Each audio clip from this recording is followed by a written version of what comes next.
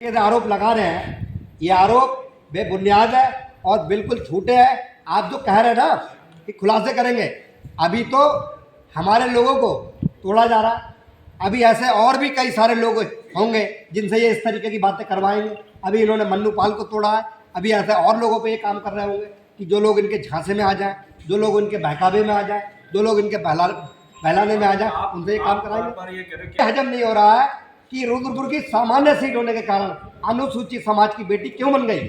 ये चीज़ें कांग्रेस के खेमे को बर्दाश्त नहीं हो रही है और इसका खामियाजा 2027 में जो ये अनुसूचित समाज की बेटी ब्लॉक प्रमुख बनी है, जो इनकी है कि पूरे भारत में कहीं चुनाव होता है, जो प्रत्याशी चुनाव लड़ता है, मेरे परिवार में लगाते कि हम पैसे मांग रहे हैं। पहली बात, ऐसा कहीं होता ही नहीं है कि जो प्रत्याशी चुनाव लड़ रहा है और जो वोटर है, वोटर से पैसे मांग के वोट लिए जा रहे हैं।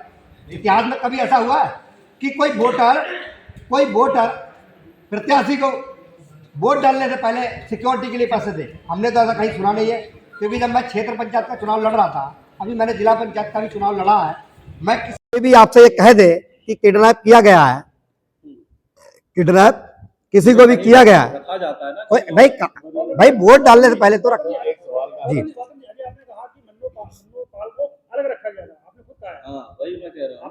अलग रखा। वो ये चाहते थे, आप सुनिए, आपका सवाल बहुत सही है। मन्नू पाल जी ये चाहते थे कि जब जिस दिन चुनाव होगा उससे एक दिन पहले सभी बीडीसी मेंबरों को एक जगह बुला के मीटिंग होती थी ना, हमारी बारी बारी से। भाई हर एक दिन 2 दिन के बाद हमारी मीटिंग होती थी। तो मन्नू पाल जी ये चाहते थे कि वो हर मीटिंग में रहें, हम उनको उस मीटिंग में ना बुलाकर उनको अलग रखते थे। मैंने ये बात कही है, हम उनको उस मेन मीटिंग में नहीं बुलाते थे ताकि मन्नू पाल जी को ये पता चले कि कहाँ का बीडीसी और कौन बीडीसी इनके साथ है। हम उनको अलग रखते थे, इसलिए मैं कह रहा था कि मन्नू पाल जी को हमने अलग रखा, उन मीटिंगों से अलग रखा था उनको। आपने कहा कि इस जो है बीडीसी के ब्लॉक प्रमुख के चुनाव में बीजेपी और कांग्रेस की हार हुई।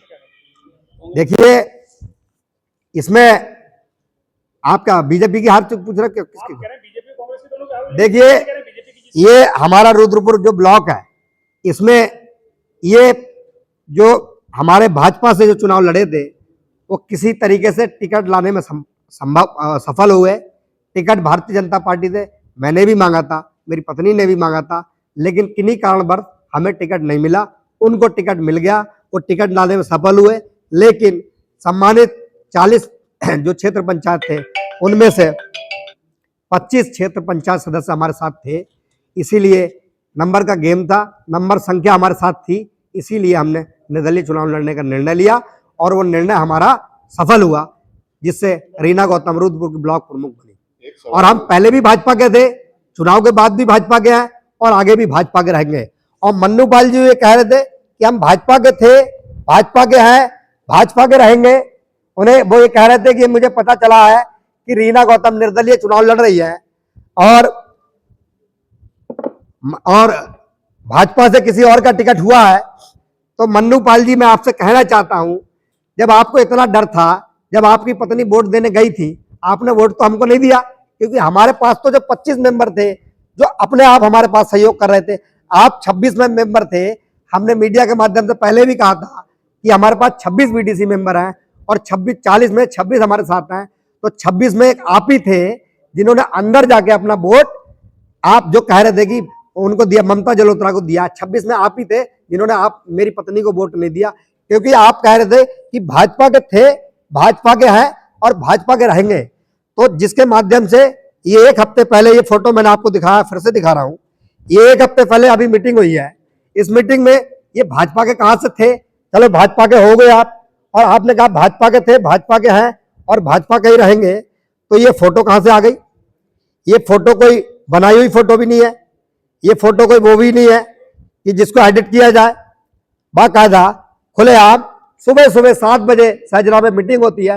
उस मीटिंग में आपको समझाया जाता है कि आपको प्रेस के माध्यम से कैसे जो रुद्रपुर की नवनिर्वाचित ब्लॉक प्रमुख रीना गौतम बनी है उनको बदनाम किया जाए, उनको बनाने में जिनका सहयोग है राजेश शुक्ला जी को कैसे बदनाम किया जाए। तो ये स्क्रिप्ट जो आपने तैयार की है, आप कह रहे थे भाजपा के थे, भाजपा के हैं, भाजपा के रहेंगे, उसका उदाहरण आप देख लीजिए, ये कितने भाजपा के रहेंगे। ये उदाहरण बिल्कुल साफ दिख रहा है फोटो के माध्यम से। फोटो में तो एक दोनों जनप्रतिनिधि हैं, वो क्षेत्र के विधायक हैं और वो क्षेत्र के बीडीसी हैं। क्या वो अपनी मांग को लेकर विधायक के पास नहीं जा सकते? आप कैसे कह सकते हैं इसमें स्क्रिप्ट लिख के दी गई है? क्या तो उन्होंने कोई मांग पत्र सौंपा हो? आप जो मांग पत्र की बात कर रहे हो, आपकी बात चलो मैं एक बार को मान लेता हूं।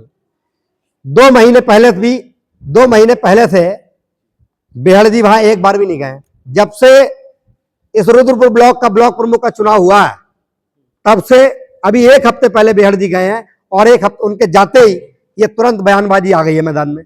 अगर मन्नू पाल जी, अगर वहां बेहड़ जी नहीं जाते सहजना में और मन्नू पाल जी का बयान आता, तो वो ये कह रहे थे भाजपा के थे, भाजपा के हैं और भाजपा के रहेंगे, तब तो उनका बयान वो कहीं ना कहीं सफल होता।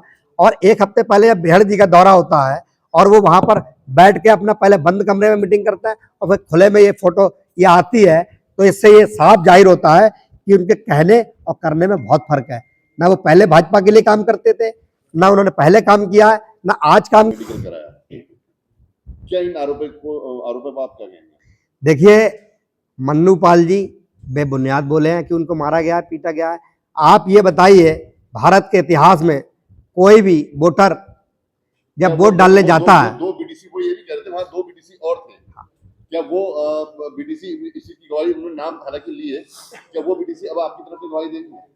देखिए मन्नू पाल जी ने जिन बीडीसीओ का हमारा नाम लिया है, मैं सम्मानित सभी पत्रकारों से कहना चाहता हूं कि आप लोग जाकर जिनका उन्होंने नाम लिया है उनसे आप पता करिए, उनसे पूछिए कि किस बीडीसी मेंबर को डराया गया है, इनको धमकाया गया है, इनको मारा गया है, इनको पीटा गया है। तो ये सब मन्नू पाल की झूठी बातें हैं और प्री प्लान करके ये मीडिया के सामने बयान करने आए हैं। और अगर किसी के एक डंडा भी, भाई साहब आज की डेट में आप चले जाओ, डंडा तो बहुत बड़ी चीज है, अगर किसी के कोई एक थप्पड़ भी मार दे उसकी भी एफआईआर थाने में हो जाती है, उसकी भी एफआईआर थाने में हो जाती है। देखिए, मन्नू पाल जी के चरित्र के बारे में अगर आप कहोगे तो मैं आपको थोड़ा बताऊं। पहले भी वो बकरी चोरी के इल्जाम में और भी तमाम इस तरीके की उनके ऊपर मुकदमे दर्ज हैं, जो आप चले जाइए बहेड़ी थाने में, सीसगढ़ थाने में, हमारे किच्छा के थाने में। एक राजेश शुक्ला को ही नहीं, और भी हमारे भारतीय जनता पार्टी के किच्छा के कई ऐसे नेता हैं जिनको बदनाम करने का काम मन्नू पाल ने पहले भी किया है। ये मन्नू पाल का पेशा है। मन्नू पाल इस तरीके की बयानबाजी देते रहते हैं जब कोई उनको बता देता है। और आप सोचिए, ये तो 30 लाख रुपए की बात है, जो 3000 के बकरी चोरी के इल्जाम में जेल जाएगा तो 30 लाख तो उसके लिए बहुत बड़ी बात है। वो तो अभी 30 लाख कह रहे हैं, अभी 30,000 पे आ जाएंगे, उसके लिए वो कहेंगे था वहां आ जाइए मंदिर में। फिर वो किसी और, चलिए ये तो राजेश शुक्ला जी पे उन्होंने बयान लगाया कि मेरे 30 लाख रुपए शुक्ला जी ने ले लिए, वो अभी किसी और नेता के लिए कहने लगेंगे कि 50 लाख उन्होंने ले लिए। अगर वो साबित नहीं करे आ जाए मंदिर में, तो मन्नू पाल जी का तो पेशा है। मन्नू पाल जी ने तो ये उनका हाथ से नहीं है, ये पुराना धंधा है उनका, इस तरीके की बातें करने का, इल्जाम लगाने का। भाजपा में मैं, देखिए भाजपा में तो मैं भी 2022 के बाद आया हूं, उससे पहले का ठेका कोई मेरा थोड़ी है। हाँ, पार्टी उन पर कार्रवाई करेगी। जिस तरीके की बयानबाजी उन्होंने पहले भी हमारे भारतीय जनता पार्टी के कई नेताओं पर आरोप लगाए हैं, आज फिर खुलेआम हमारे नेता राजेश शुक्ला को बदनाम करने के लिए वो जिस तरीके से आरोप लगाते हैं। मन्नू पाल एक ऐसे व्यक्ति हैं, अभी 30 लाख कह रहे हैं, अभी 20 लाख कहेंगे, अभी आज राजेश शुक्ला जी को बदनाम किया, कल किसी और को करेंगे, आगे किसी और को करेंगे। क्योंकि जो पहले से इन सब चीजों के बयानबाजी करते चले आ रहा है, उन्होंने कई हमारे किच्छा पे बड़े हमारे सम्मानित पदाधिकारी हमारे नेता रहे हैं, उन पर इस तरीके के आरोप लगाए। आज फिर राजेश शुक्ला जी पर इस तरीके की बयानबाजी करते हैं।